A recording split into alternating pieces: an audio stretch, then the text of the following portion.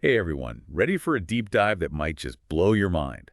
We got a ton of requests to dig into this interview with Eric Schmidt, former Google CEO, and, well, it's got everyone talking. Yeah, and you know what's really interesting? It was a talk he gave at Stanford, but then poof, it vanished from the internet like magic. Seriously, like, what could he have said that was so controversial? Right. So let's get right into it and see what all the fuss is about. Okay, so big picture first.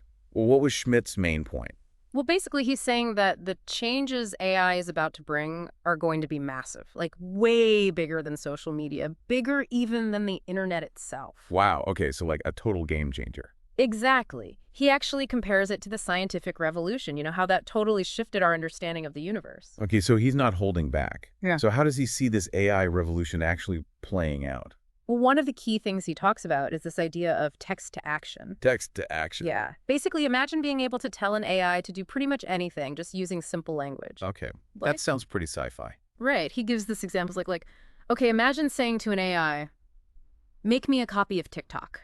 Steal all the users, all the music, customize it just how I want, and release it in 30 seconds. Hold up, spiel all the music. Um, that sounds a little legally questionable, don't you think? Yeah, definitely raises some eyebrows. Yeah. And Schmidt even acknowledges that, he throws in a do not quote me and then basically suggests that, if you're a Silicon Valley entrepreneur, you shouldn't sweat the intellectual property stuff too much at first. Really? So, like, just go ahead and borrow whatever you need and worry about the legal mess later. Well, he kind of frames it as, if your product flocks, no harm done, but if it takes off, then you hire a bunch of lawyers to clean up the mess. Huh. That's a pretty bold statement, especially coming from someone who, led a company that was all about respecting intellectual property. Yeah, it's definitely a controversial take. But, it kind of fits with that whole Silicon Valley move fast and break things mentality. I guess so. All right, so besides all that, what are the actual factors Schmidt sees driving this huge AI explosion? He outlines three key things. First, he talks about these expanding context windows. Context windows, what are those? It's kind of like AI is getting a massive memory upgrade. Think of it like this. Before AI's short-term memory was the size of a Post-it note. Now it's like a whole library floor. So AI can hold way more information in its mind at once. Yeah, exactly. And that lets it make connections and spot patterns in ways it never could before. Gotcha. Yeah. So what's the second factor? The rise of AI agents. Now, these are like little digital scientists. They can learn, experiment, even change their understanding of the world based on what they discover. Whoa, so they're not just passively processing data, they're actively engaging with it. Exactly. It's like having a team of superpowered interns who never sleep and are constantly learning. Okay, that's pretty wild. And that brings us back to the third factor, text to action, right? The one that got everyone riled up. Yep. This is where things start to feel like straight up science fiction. The idea that we'll be able to control these super smart AI agents just by talking to them. So like, tell an AI to design a new product, write a marketing campaign, compose a symphony, and it'll just do it. Pretty much. The possibilities seem limitless and kind of terrifying all at the same time. Especially if people start using these powers for, less than noble purposes, like that whole steal all the music scenario. Right. It's like Schmidt himself is both excited and a little scared by what he's helped to unleash. Yeah, I can see that. It definitely raises some big questions about, where we draw the line ethically when it comes to AI. We're going to have to figure that out fast because this technology is not slowing down. Okay, so before we get too deep into the ethics of it all, what else did Schmidt have to say about the future of AI? I mean, he made some pretty bold predictions, right? Oh, yeah. He had a lot to say about things like global competition, the future of warfare, even what happens to human programmers when AI can write its own code. All right, let's dive into all that next. This is just the tip of the iceberg, I have a feeling. So one thing that really stood out was Schmidt's take on this whole AI arms race, Right. between the US and China. Oh, yeah. He didn't shy away from that at all. No, he basically says it's like the defining conflict of our time. And the main weapon, well, it's AI. It's like the space race, but with algorithms instead of rockets. Exactly. And the stakes are super high. Schmidt believes the US has a lead for now, especially when it comes to chips, those tiny but super powerful computer brains. Right. But he seems pretty worried about China catching up. Yeah, he's definitely sounding the alarm. He says the U.S. needs to pour money into AI research and development like now. He even talks about needing more energy to power all these AI systems, and suggests we should team up with countries like Canada for their hydropower. Wow, so it's not just about the smarts, it's about the raw power, too. That's kind of crazy to think about. And get this, he actually connects this AI arms race to what's happening in Ukraine. Ukraine. How so? Well, he points out that AI is already changing how wars are fought, with these cheap but effective drones that can take out super expensive tanks. Yeah, I've heard about that. It's kind of terrifying, actually. It is, and Schmidt even mentions this company he's involved with called White Store.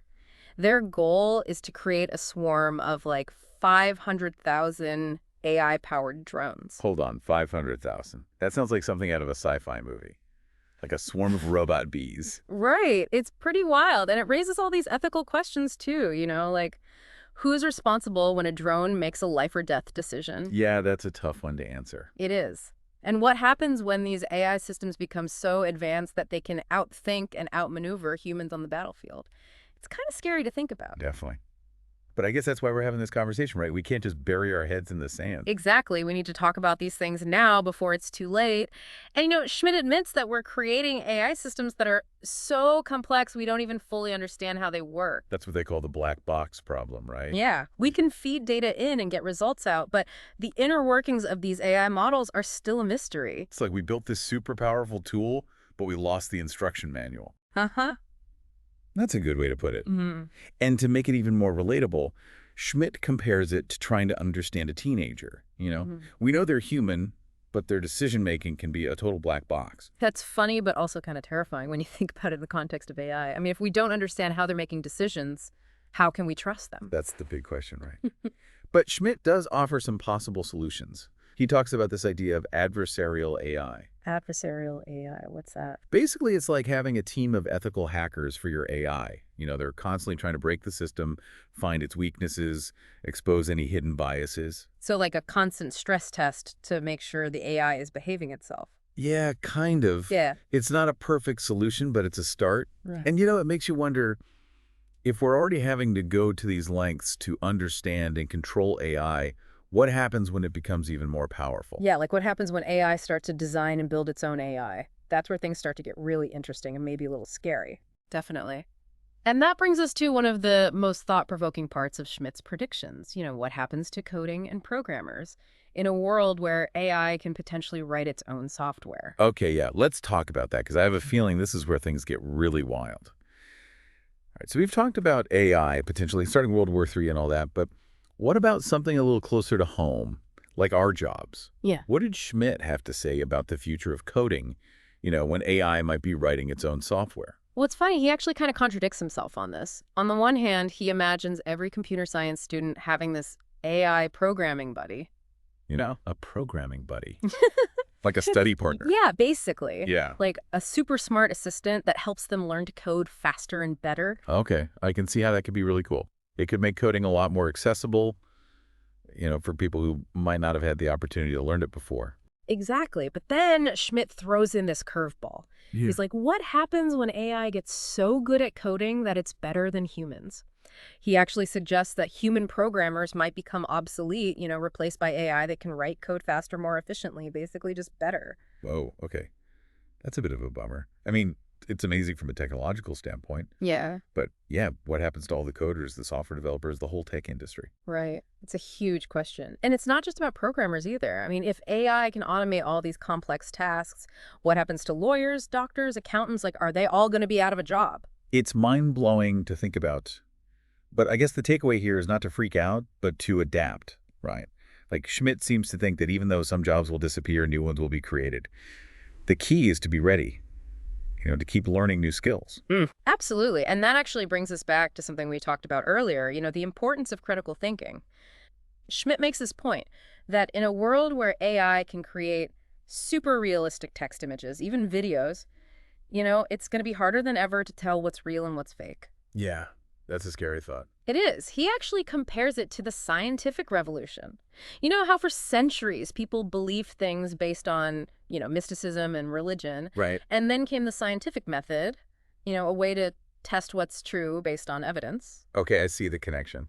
So now with AI, we're facing another huge shift. We're bombarded with information all the time, and a lot of it is created or manipulated by algorithms. So we need to be super careful about what we believe. Exactly. We need those critical thinking skills to figure out what's real, what's fake, and what's somewhere in between. So it's not just about learning how to use AI, but learning how to think critically about it. Right. To be skeptical, to ask tough questions and not just believe everything you see or hear. Makes sense. It's a lot to take in, but I have to say it's also pretty exciting.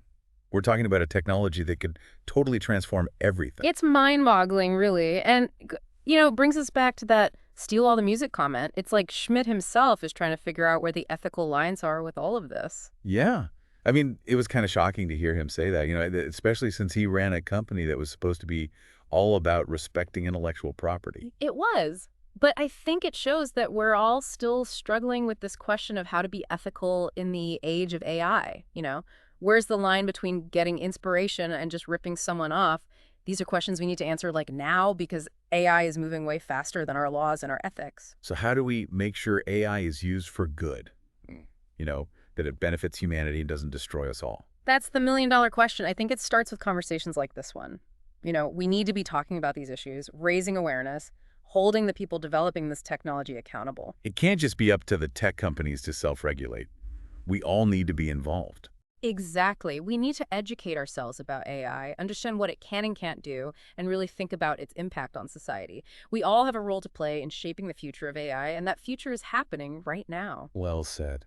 Yeah. So I guess the big takeaway from all this is get ready because the AI revolution is here. And it's going to be wild. But if we're smart about it, if we think critically and use this technology wisely, it could be amazing. Couldn't agree more. This is just the start of the conversation, and I hope everyone listening will keep thinking about these things and talking about them. The choices we make now will shape the world of tomorrow, so let's make them good ones.